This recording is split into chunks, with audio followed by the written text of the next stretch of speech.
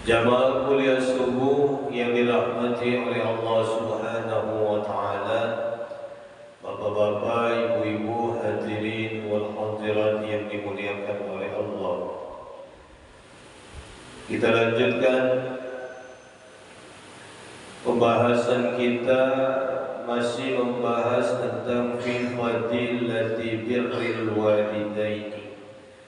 Masih membahas tentang keutamaan berbakti kepada kedua orang tua.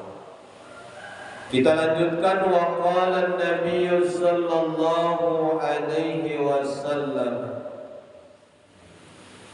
hikayatan 'anillahi ta'ala kullil bari liwalidayhi i'mal ma syi'ta fa innallaha yaghfiru laka.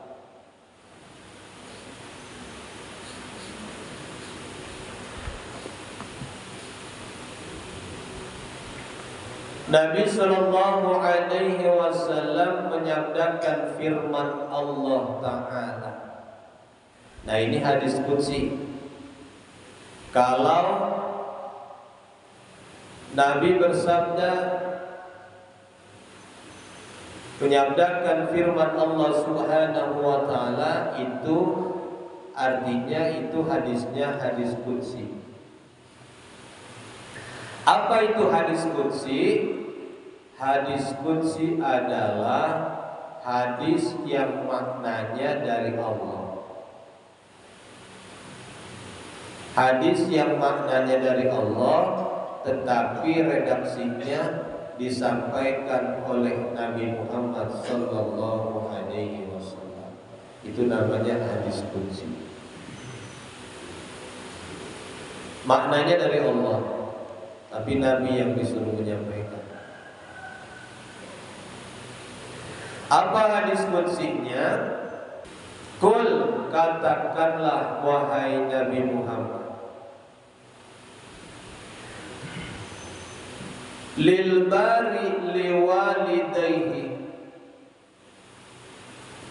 kepada orang yang berbuat baik kepada kedua orang tuanya. Katakan wahai Nabi Muhammad kepada orang yang berbakti kepada kedua orang tuanya.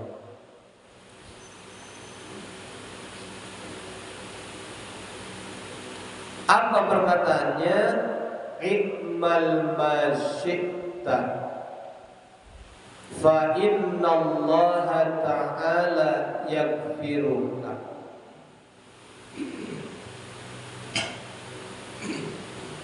Berbuatlah sesukamu,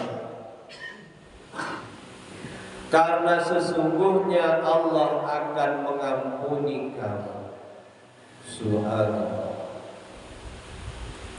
Saking mulianya anak yang berbakti kepada kedua orang tua, ya, itu perbuatannya diredoi oleh Allah Subhanahu wa ta'ala. Dia mau berbuat apa aja Allah redoi. Mau usaha, usahanya redho, usahanya dimudahin oleh Allah, digampangin oleh Allah. Karena apa? Itu orang berbakti sama orang tuanya. Secara kita tidak minta, secara kita tidak sadari, kalau orang tua kita senang, pasti itu orang tua doain kita. Betul atau betul? Betul. Mau dagang, orang tua doain. Mau usaha, orang tua doain. Tanpa diminta tuh, orang tuanya redho. Allah juga redho.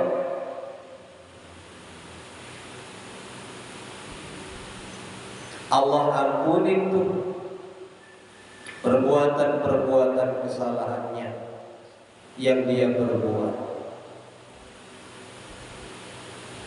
Lalu bagaimana Pak Ustaz kalau orang tua saya udah nggak ada? Kirimin doa, sering-sering ziarah kubur, ya. Hari Kamis habis asar kan udah masuk tuh hari Jumat, ya. Ziarah kubur. Kalau hari Jumatnya nggak sempat, tapi kalau hari Jumatnya sempat ya hari Jumat. Pokoknya Kamis asar itu udah masuk hari Jumat. Doain orang tuanya.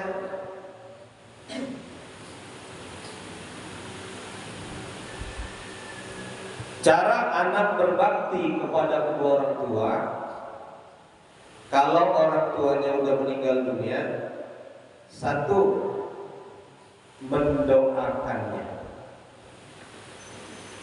Baik doa pribadi, habis sholat kita doain, bacain Fatihah. Malam Jumat baca Yasin, baca Yasin di masjid, ya. Habis baca Yasin, pahalanya buat orang tua. Itu. Terus ataupun doa yang minta didoain sama orang rame-rame, haul, ya, haulin orang tuanya. Ya lo kan kagak sama sekali semasa orang tua kita hidup, semasa orang tua kita meninggal dunia, udah berpuluh-puluh tahun belum pernah kita haulin orang tua kita sekalipun. Doain itu. Yang kedua, sambung tali silaturahmi teman orang tua kita semasa hidupnya. Siapa nih teman orang tua kita semasa hidupnya yang masih hidup? Siapa? Kalau udah mati semua, sepantaran orang tua kita udah mati semua, ya berarti yang kedua ini enggak. Ya, berarti yang kedua ini enggak. Yang pertama aja tuh doain. Kalau masih ada, sambung tali silaturahminya. Oh, teman bapak kita dulu, teman akrabnya si A masih ada, sambung tuh tali silaturahmi. Teman emak kita waktu masih hidupnya si B, ya, sambung tali silaturahmi. Biasanya ada cerita-cerita dari teman akrabnya. Tuh dua itu tanda bakti anak kepada orang tua yang sudah meninggal dunia. Tapi kalau orang tuanya masih ada, ya itu pembahasan kita dari awal.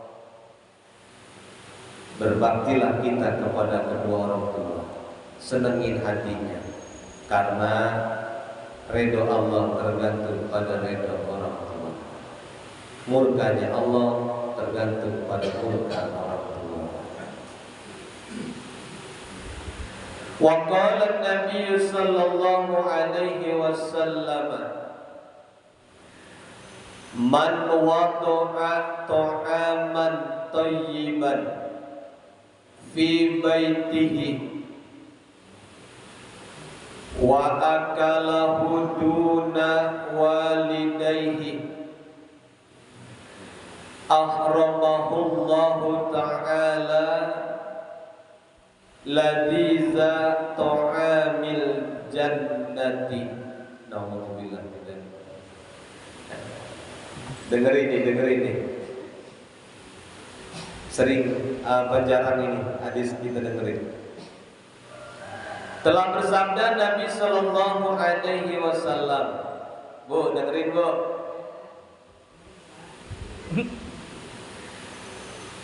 Siapa yang meletakkan makanan enak di rumahnya, siapa yang masak enak di rumahnya,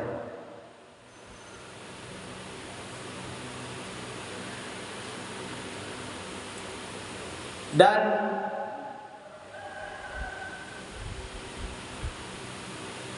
Dimakan bukan kedua orang tuanya, artinya orang tuanya nggak dibagi. Masak enak tapi orang tuanya nggak dibagi.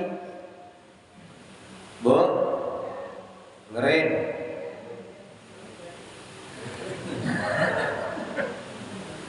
Maka Allah Ta'ala mengharamkan orang tersebut merasakan makanan di sorga. Na'udzubillah.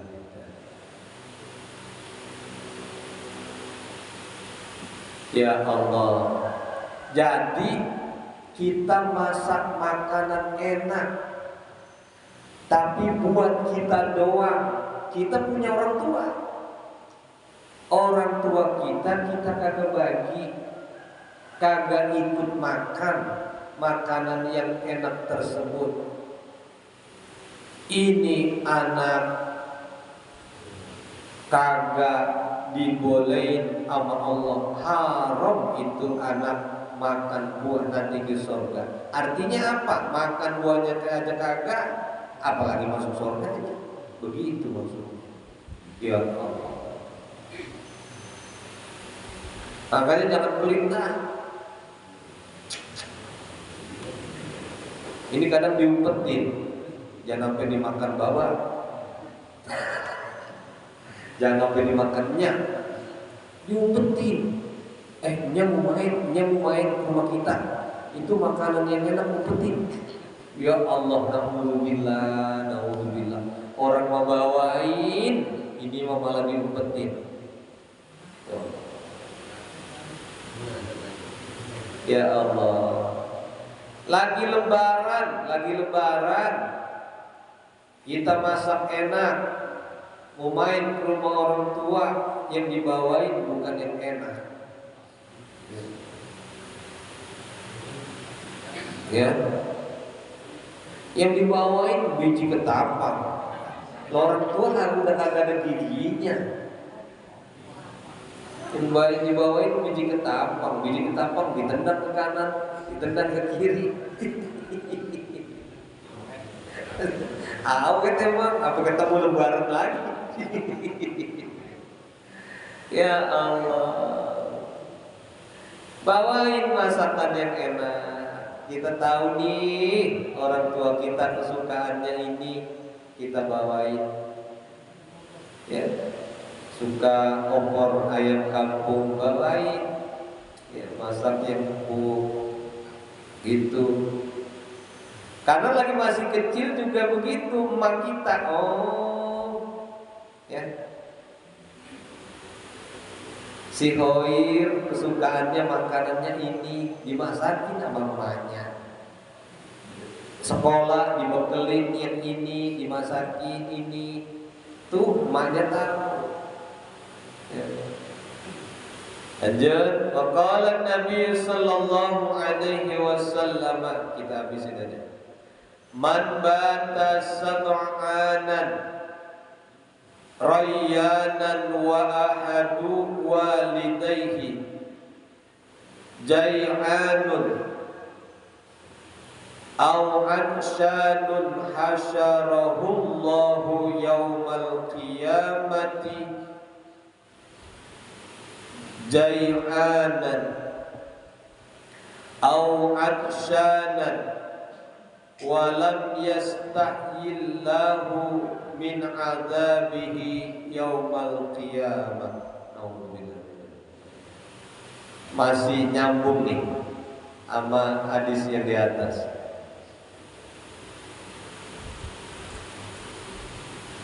Telah bersabda Nabi sallallahu alaihi wasallam, siapa orang yang perutnya kenyang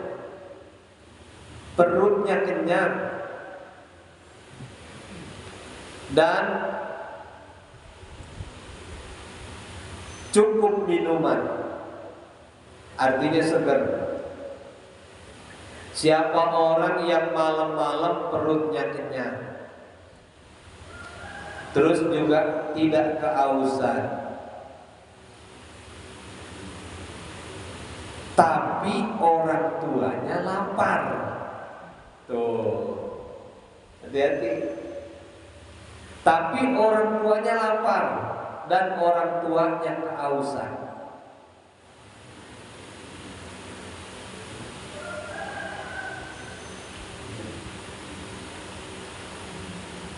Maka Allah Ta'ala menghimpunnya pada hari kiamat dalam keadaan lapar dan haus.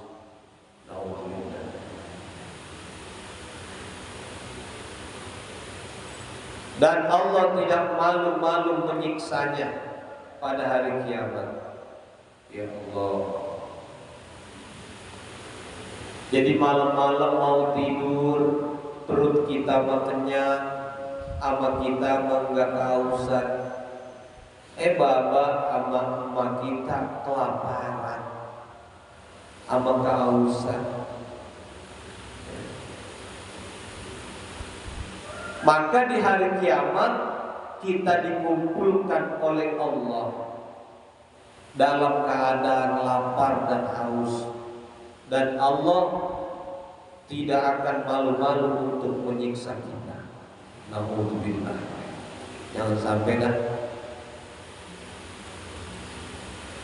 kita malah lagi kekenyangan, perut emak kita, bapak kita lagi bunyi aja. Lagi kerucutan, bunyi lagi kerucut karena lapar. Ya Allah.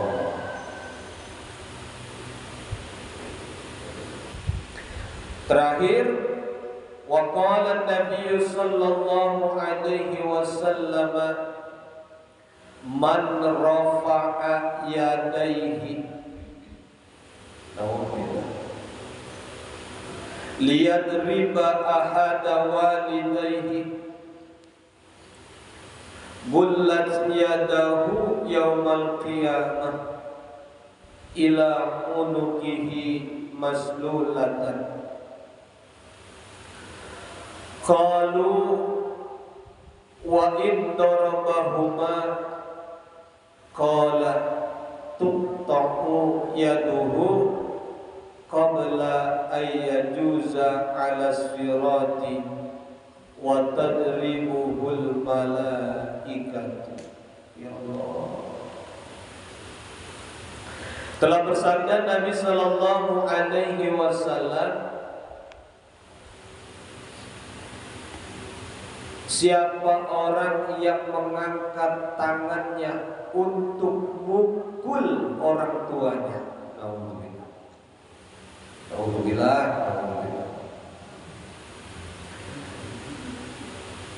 Siapa orang yang mengangkat tangannya untuk memukul orang tuanya,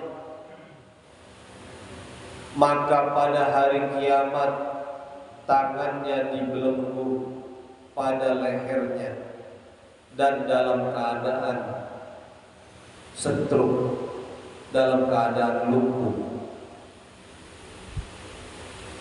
mati sebelah. Sahabat bertanya, ya Rasul,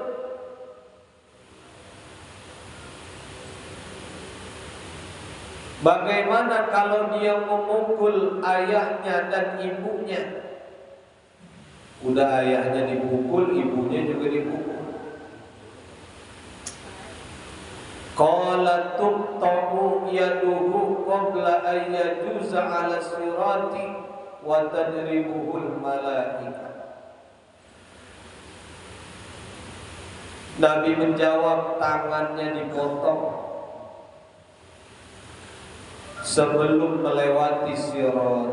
Sirat itu jembatan melintang di atas neraka menuju surga, dan dia dipukuli malaikat. Ya Allah, ngeri banget. Jangankan mukul, nyakitin pakai lisan, pakai perasaan aja udah durhaka, apalagi mukul. Tapi baru-baru ini ada anak 14 tahun bunuh ayahnya sama neneknya. Kejadiannya di Depok. Baru kemarin sore jam 5 saya pas lagi nyetel TV, ada itu. Ya Allah, emaknya mau dibunuh juga, tapi emaknya gak tenang, udah keburu ada siapa di perumahan tembok. Bunuh ayahnya, bunuh neneknya, emaknya juga mau dibunuh, udah niat mau bunuh, tapi keburu ketahuan siapa di perumahan. Ya Allah, berkata ah saja kita nggak boleh, apalagi sampai ngangkat tangan untuk mukul kedua orang tua kita, apalagi sampai menghilangkan nyawa.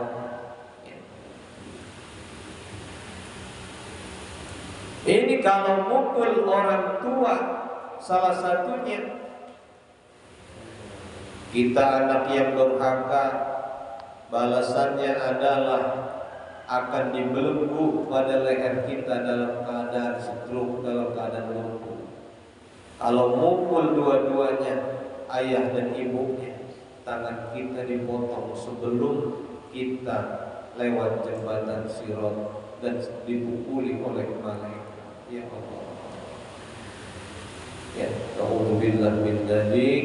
Mudah-mudahan kita jadi anak yang berbakti kepada kedua orang